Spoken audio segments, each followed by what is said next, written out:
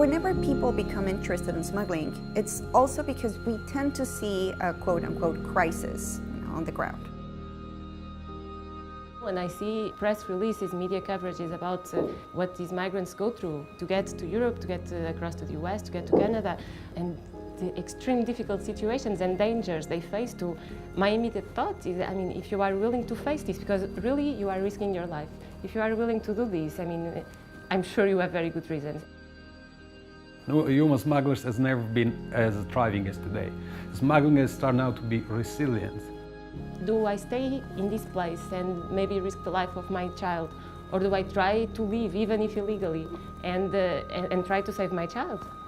I can definitely put myself in the place of that person. People are facing limitations when it comes to their ability to move. Multiple countries are imposing restrictions when it comes to visas or passports. Globalization brings mobility, and you feel that you are more a citizen of the world. On the other hand, you see that societies who are fearful of the different become more fragile, I would say, and we have to be able to educate also in that aspect.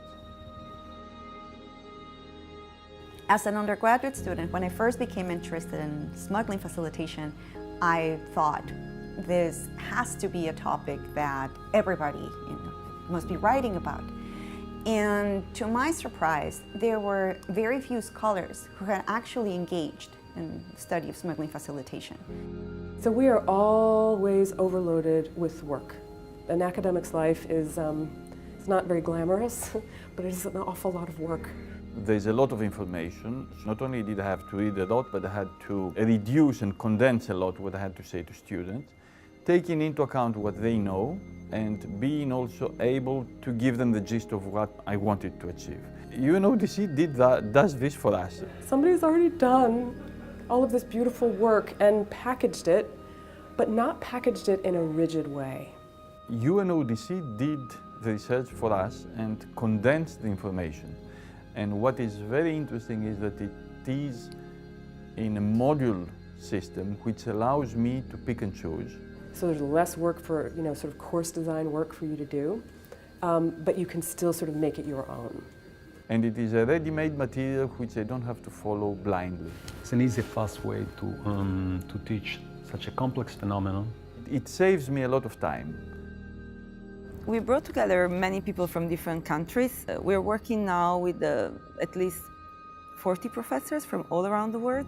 The effort that UNODC is carrying out is going to be central at defining what the next generation of scholars are going to be exploring. I think our unique position as the UN is the ability to give a space for academics from all over the world to share that expertise and bring that knowledge together to develop something that can embrace different perspectives.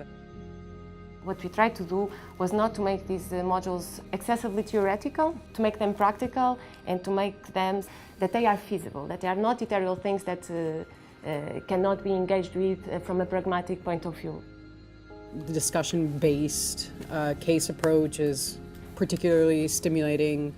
I hope that through these modules, students get a better sense of the fact that it's not only what affects them within their individual communities, but that they get a global understanding of how mobility operates. So this has brought a really completely new dimension to my knowledge, I think.